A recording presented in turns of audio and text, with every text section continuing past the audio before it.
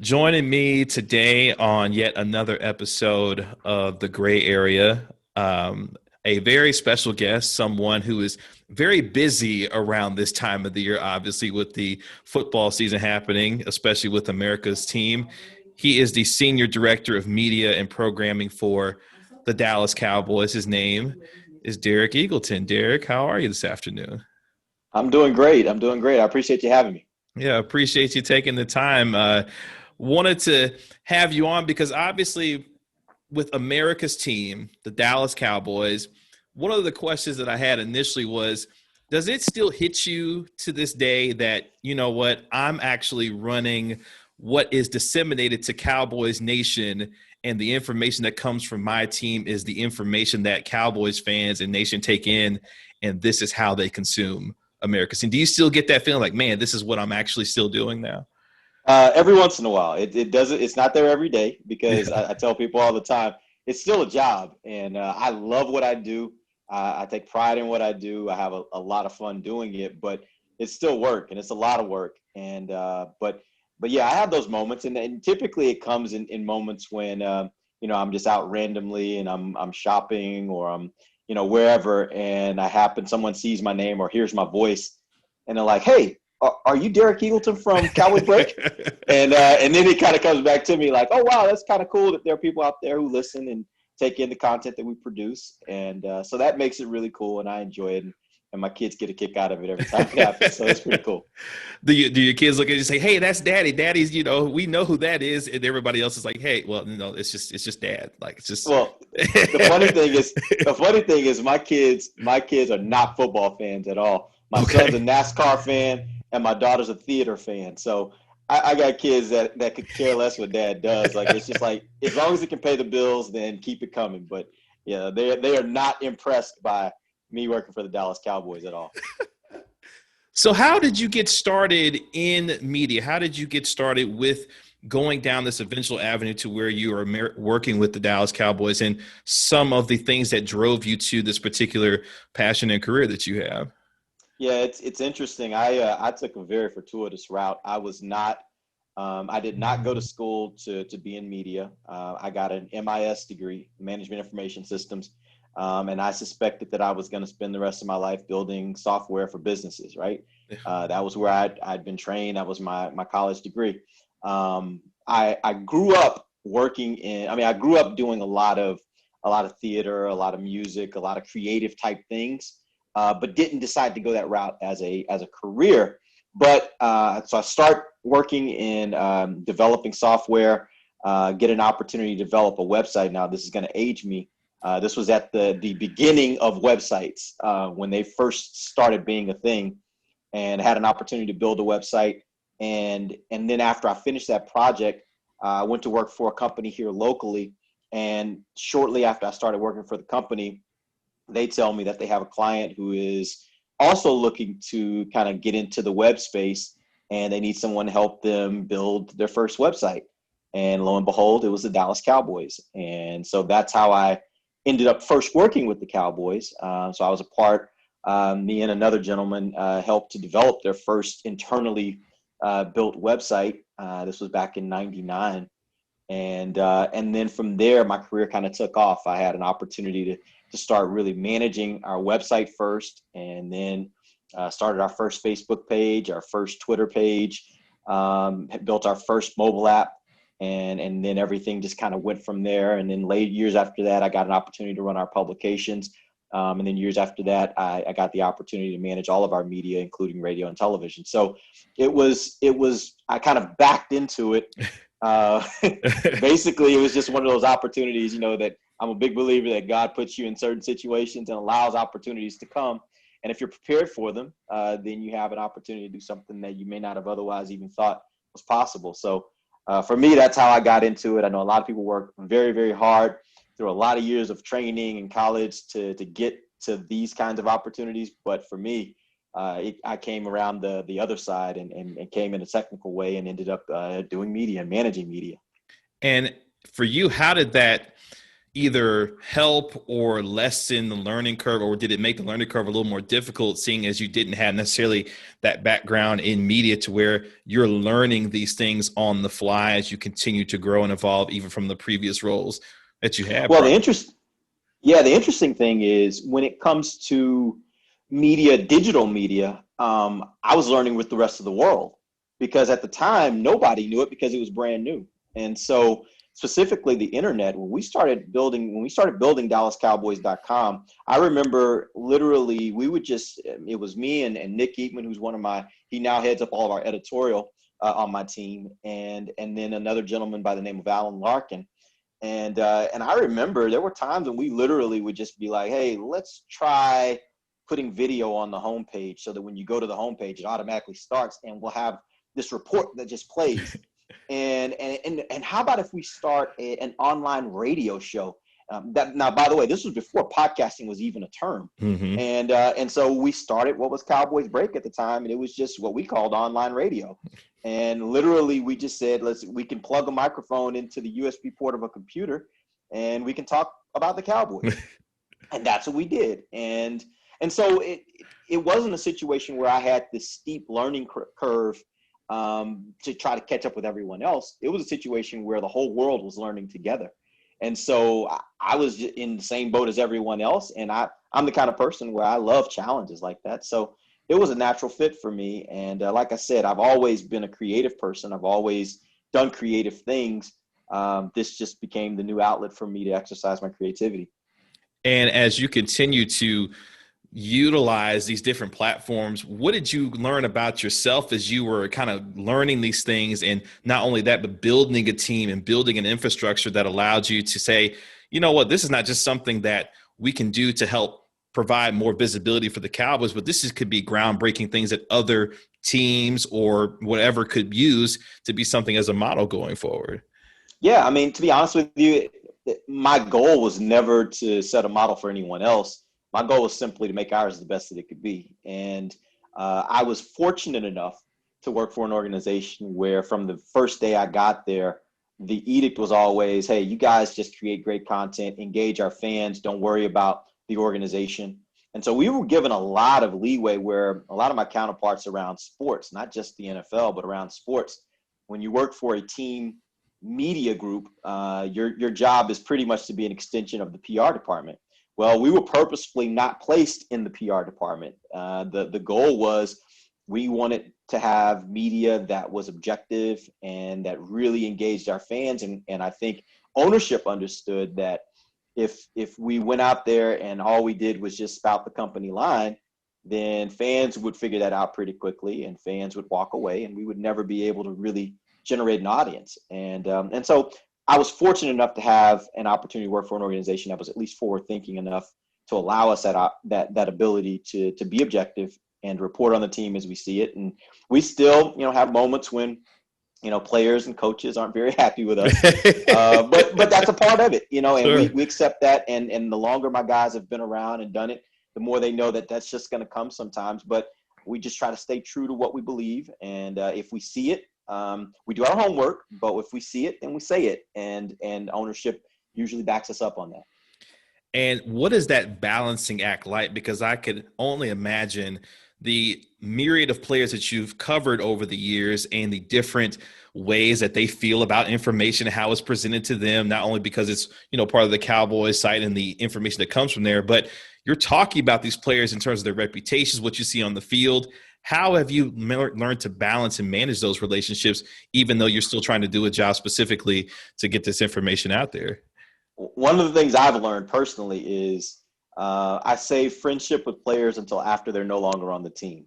Okay. It is very difficult. It is very difficult to have a friendly relationship with players oftentimes because what they see is they see us as a part of the team. And then when we're critical, it makes them feel like they're more betrayed than the rest of the media saying the same thing. Right.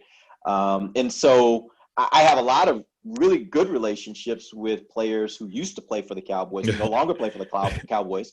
And I'll take you to an interesting moment. Roy Williams, the safety, he and Nick Eatman, they've talked about this quite a bit.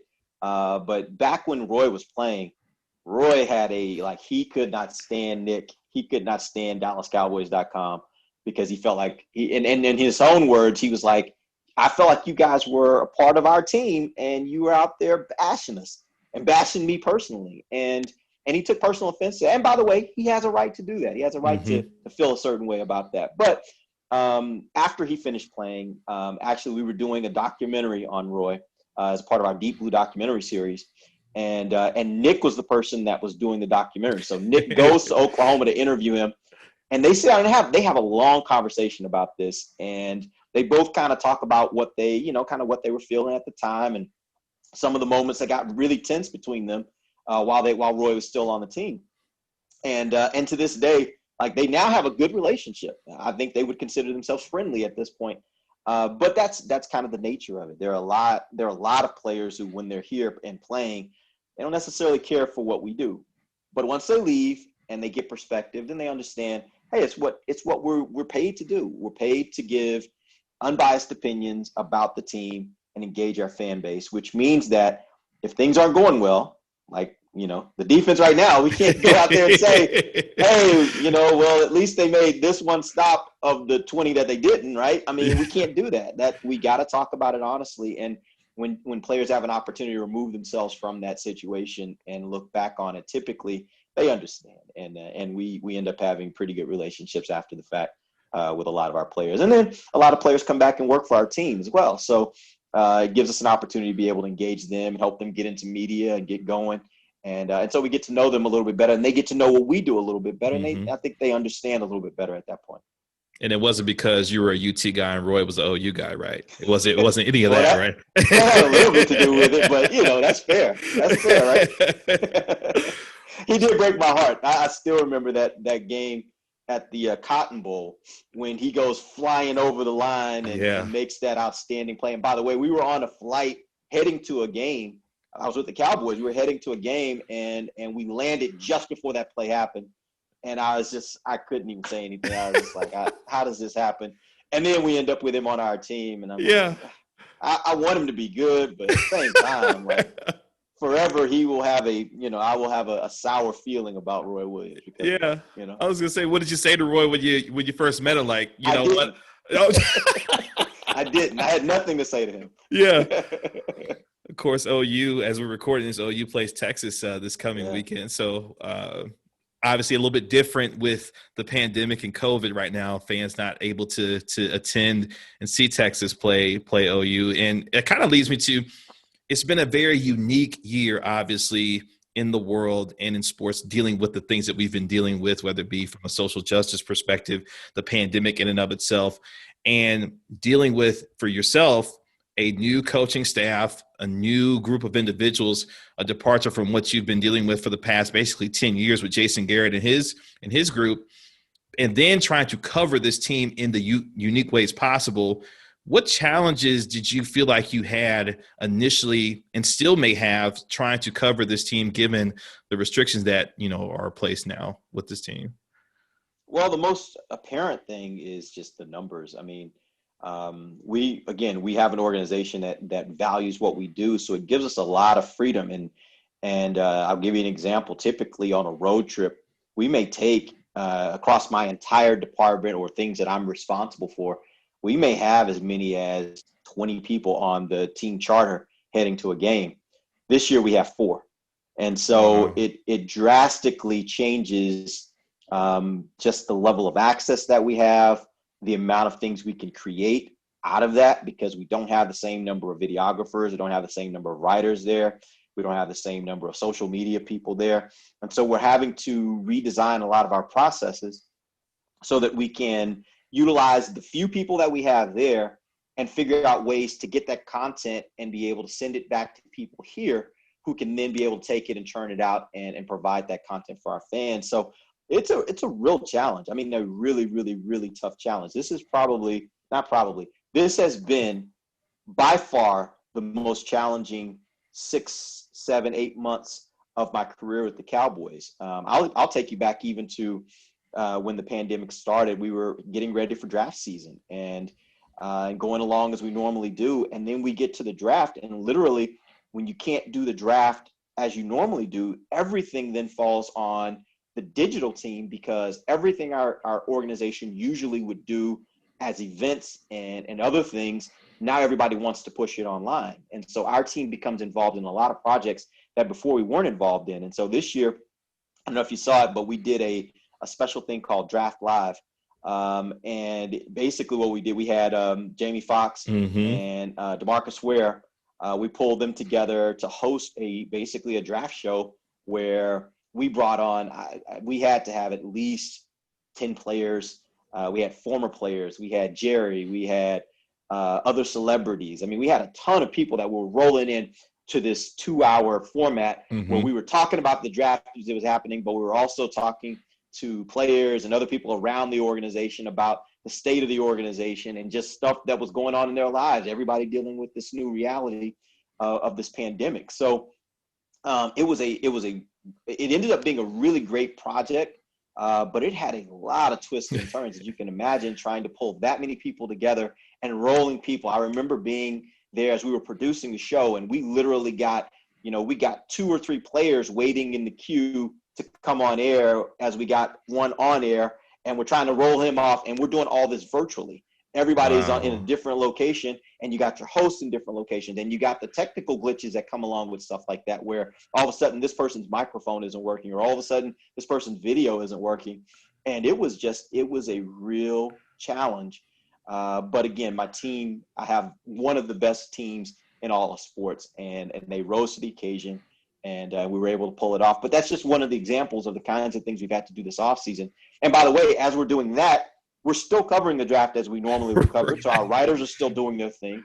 We still got our other draft show that we've been doing for years, where we have our guys, and a lot of them from 105.3 The Fan, who work with us on that stuff. And so there's a lot that whole show is going on simultaneously. And so we're producing really 2 live shows at the same time.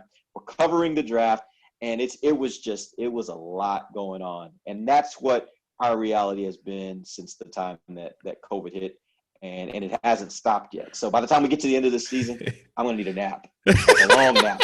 A really long nap. Yeah.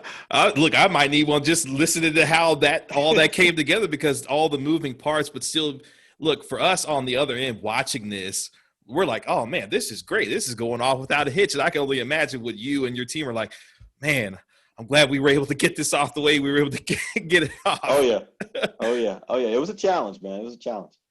Now, obviously, you work for, I will say, the most visible owner in all of team sports in one Jerry Jones. And part of, I would think, that job, what comes with that is learning not only how to manage and work with such an individual who has such gravitas, not just only within Texas, but obviously within the sports world itself. As you've developed your relationship with him, what have you learned from him, or what have you been able to learn about yourself, about the working relationship that you have with him, to give you the latitude to say, this is my baby, this is what I'm going to do, and the support that you get from Jones in that way? Yeah, honestly, obviously I am in meetings with Mr. Jones from time to time, but most of my work comes with his children, with Stephen, Charlotte, Jerry Jr. As a matter of fact, when I first got to the Cowboys, Jerry Jr. was my direct supervisor for many, many years. So I got to know him really well. And one of the things that I've really appreciated about my experience with the Cowboys is, man, I've learned a ton about business. As I mentioned, I have a degree in management information systems, which is a part of the business school at Texas. And so I came in with a certain amount of business acumen, and I thought I knew a lot until I got to the Cowboys.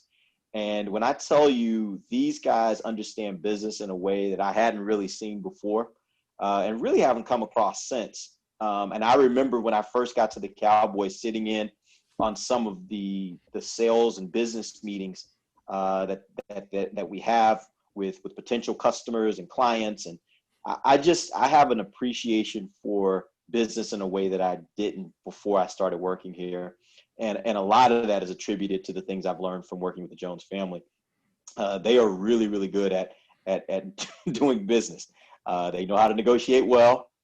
They know how to create the most value out of their brand. And I think that matters, right? And so, from that standpoint, I've learned a ton, and I appreciate the opportunity to be able to work with them. I've really, I don't think my career would be where it is from a business standpoint and running the media business of the Cowboys had I not had the opportunity to work specifically for this team because of the things I was able to learn from their family. And if you can speak to it, what's maybe a misconception or two about the Joneses that folks say they may have one feeling about them, but as you come to know and work with them, like, hey, this is actually, something that folks would be surprised to learn about them? Man, that's an interesting question. I mean, the one thing I will say about them is I think they're very authentic. I think what you see is what you get a lot of times from them, whether you like it or not. I think they're authentic. I think they put it out there as they, kind of as they see it, and it kind of just is what it is. And but I personally, my interactions with them have been really I don't know if the right word is like, I'll give you an example. I was when we had our first child, me and my wife, we had our first child. We were in the hospital, and we're, my wife we just delivered our baby girl, and we're just sitting there and we're enjoying kind of the time, and we get this delivery, this really, really beautiful bouquet of flowers, and at the time I had never really had a conversation with Mr. Jones. But these flowers come in and open the note, and it's a note from Mr. Jones and his wife saying, "Congratulations, happy for you guys." And again, who knows? Maybe a secretary sent it. I don't know. What I know is that's the kind of thing that I've seen throughout my time here, is that they take the time to do those kinds of little things, seemingly little things that mean a ton to people, right? And you work for most companies, and at the time, again, I was just a manager. It was not like I had some high position in the company. I was just a manager of the website. Most people in the company didn't even know what a website was at that time, right? But they took the time to send the note and to send the flowers, and it meant a ton to my wife. And that's the kind of thing that to me matters, because they care about the relationship, regardless of what the public perception is all the time. I think they care about the personal relationships, and that's mattered to me over time, And when you continue to obviously work with this team and the visibility that comes with this team, how would you say your team describes you? For example, if I was to ask David Hellman, David, how would you describe Derek Eagleton, or Kelsey Charles? Like, how would you describe Derek Eagleton? What do you think some of your folks would say about how they would describe you as a leader, as someone who's a collaborator, and the things that you do on your day-to-day basis? Okay, first, don't ask them, because I don't want to hear what they have to say. No, seriously though, I don't know. I mean, I'll tell you how I perceive myself. I can't really answer that question because I really don't know what they would say in an honest moment. How I perceive myself is the kind of person that is open to new ideas, that tries to encourage my team to be creative and find fun ways to do the jobs that we do, and new ways to do the jobs that we do. I think they'll say that I'm probably, I'm very, I have a certain standard, and I'm going to push you to that standard. I'm very opinionated, and I don't mind telling you my opinion. And I don't mind giving you feedback on yours. And so from that standpoint, I'm not always going to just kind of go along. I'm going to push you. But at the end of the day, I really want to see my people do well. And the folks, I consider the most important part of my job being able to create the environment and then clear the roadblocks for the people that work in my group to be able to do their jobs well. It's also my job to try to figure out what everybody does really well and put them in those situations more often than not, right?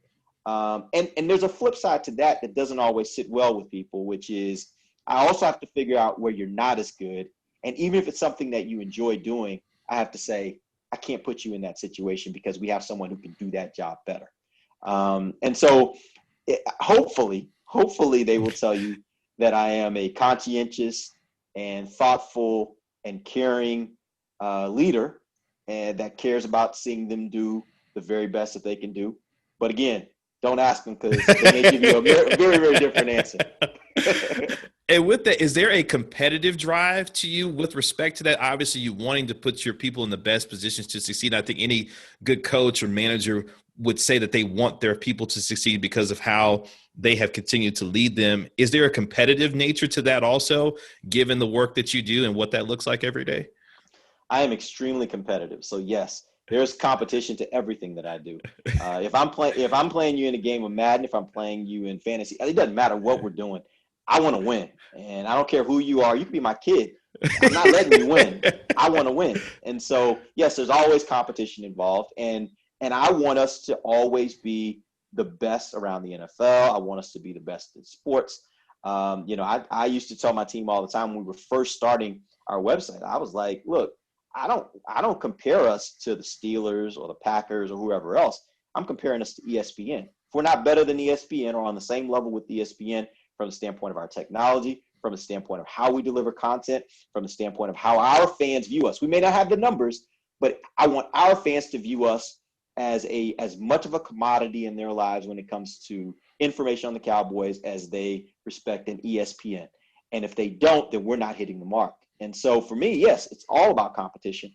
And I think competition brings out the best in people. I sometimes I have to, my managers have told me at times, like, I don't know about creating this scenario where we're kind of creating this competition between people in the group. And I'm always like, look, competition is not something to run away from. I want Dave Hellman and Rob Phillips and Nick Eatman battling each other to see who's going to put out the best story, right?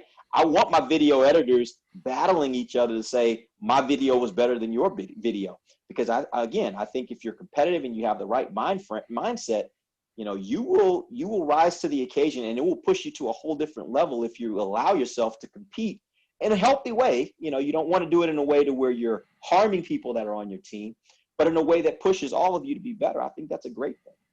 And when you think about that evolution, how have you seen the growth of your role not only evolve, but also the technology that comes with that, the creativity in terms of social media and all the platforms that come with that?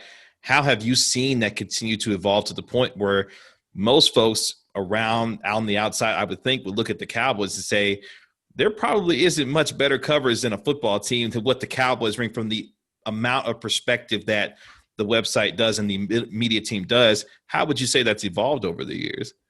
Well, it's really evolved with the platforms. I mean, you hit the nail on the head. I mean, think about it. When I came to the Cowboys, we had radio, television, and print. When I came in, we started web, which became digital. And from that, I've seen the development and growth of web, mobile, all the social platforms, which some have come, some have gone. We had a MySpace page. We don't have it anymore, right? So some have come, some have gone. Some folks still got one out there. Exactly. I've seen, we have an Alexa app. We have a connected TV app that exists on Roku and Apple TV and Amazon Fire. So when you think about just that scope, and it's changing every day, 2 years ago, there was no such thing as TikTok. Now TikTok is very important to our strategy, right? So there's always something new. Reels just started, brand new platform that we are now having to really invest time. So there's always going to be new platforms, and that's really kind of forced us to always be thinking about growth, because every time a new platform comes around, you have to make a determination if it's worth the resources it takes to divert from another platform onto this platform so that you can develop it. And if so, how are you going to develop it, and what kind of content are you going to create for it that really grows the platform? So we are constantly evolving, and the platforms mainly drive that. Is there a show or a concept that over the years you look back on and say, I'm most proud of that one, or hey, this was kind of the launching point to say, this is what we needed to have in order to launch us to where we need to go? What would that be for you? There are two of them that I've started that are my babies. One of them are our podcast, which again is, as I said earlier, we started that at a time when it was just called online radio. Now we have 5 daily podcasts, and they generate a lot of traffic for us. And so I'm very, very proud of that, and how it's developed. The great part about it is I feel like we have this real beautiful bouquet of podcasts that have opinions that range from people like Mickey Spagnola and Bill Jones all the way to people like Newey Scruggs and Barry Church, right? There's kind of all these different ages and points of view and cultural backgrounds. And we have all these programs. And my goal is, if you are a Cowboys fan, and by the way, you may not even be a Cowboys fan, but if you are a Cowboys fan, you can listen to one of those 5 podcasts, and I guarantee you at least one of them will speak to you. At least one of them will be something where you listen to it and you say, that guy right there, that's my guy. Yeah. And that's our goal. We want to have so much of a broad range of different personality types and backgrounds and all that stuff, to where everybody can find someone that they relate to, and they feel like they can really get behind, because they feel like they give them the information that, by the way, we're all giving a lot of the same information. Sure. It's just a matter of hearing it from people that you relate to, right? So that's the first one. The second one is our Deep Blue documentary series, which I mentioned a little earlier as well. This was probably about 6 or 7 years ago when I first thought of the idea, coming off of ESPN's 30 for 30. I was like, Cowboys have such a rich history. What if we invested the resources in developing our own documentaries and just take all these different topics that have happened around the team, whether that's a specific game, a specific player and his life story, whether it is a particular season, whatever it might be. Let's just kind of dive into some of these stories and, again, go deep. And that's why we call it Deep Blue, is because we want to take you from the stuff that you thought you knew, the stuff that you always heard in the media about a particular player or story, and we want to take you deeper behind the scenes to know what was really going on, things that people were really saying within the building at the time. And since that time, we have developed a number of those documentaries. We do about 3 or 4 of them every year, and it has become one of my favorite projects. We've won Emmys for them, and again, just very, very proud of the work that our team does on these documentaries. And the beautiful part about it is, at least for the Jones family, we're creating an asset, a really great long-term asset. You look up 20, 30 years from now, and you will have this really rich archive of all these great stories that talk about and detail the history of the Dallas Cowboys from the people who lived it, because that's key to it. We get all the people that were part of the story, and we interview them and we talk to them, and we get their unbiased and unvarnished thoughts on what was happening at the time. And I think that's what makes this thing really, really cool. And we've just seen some really great success from it. And I think long-term, it'll be even more valuable than it is right now. And you kind of alluded to it a little bit, and it makes me think about, what are the stories that you want your folks to tell? What are the things that, obviously, you're covering this team from a day-to-day, from a beat standpoint, but what is the goal of this team to give the kinds of stories that give Cowboys fans or whomever consumes the product about what you want them to know about this team? Well, I mean, it's everything in between what you just said. I mean, we have the day-to-day, which is our podcast. Like, it is the day-to-day, right on the bleeding edge. Literally, something happens and we're talking about it right then. And that's a part of what we do on a day-to-day basis. And I think we churn out more and deeper content from that perspective than any team around the league. I'll challenge anyone to find someone, an internal media group that churns out as much rich content as we do in that way. But then we also take a bigger picture and create things like the documentaries that will give you a much bigger perspective on things that are current. So it might be things that have happened in the last few years, all the way back to things that happened in 1960 when the team was founded, right? So I think it's everything in between. Our goal is to engage people where they are in the way they want to be engaged, which means you got to do a lot of different things. You got to do a lot of different things well, because I may be the kind of person that loves documentaries. You may be the kind of person that loves podcasts. We got to do them equally well so that we can hit both those target demographics. Last question for you. As you have gone through your career with this team and seen yourself grow, not only your team grow, but also the way that this team is covered, for you, what are your own personal goals as you continue to move forward within this role that would continue to give you the motivation day after day to continue to kind of do what you do and produce the kind of content that folks have come to know and love over the years now? Be quite honest with you, when it comes to my career goal, I could say the biggest career goal I have is not necessarily with a specific piece of content. It's not really even with the success of our platforms.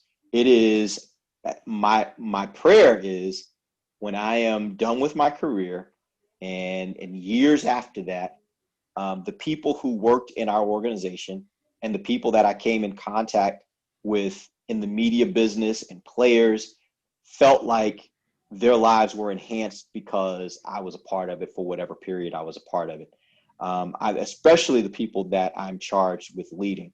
My goal is to ultimately be able to impart whatever amount of information, wisdom, care, help, whatever it is I can inject into their lives that they need at the moment in order to make them the best that they can be. That's my goal. And so I'm not, I feel like, again, I feel like God put you in positions for a reason. I feel like my reason for being in this position is not necessarily just to talk about the Cowboys.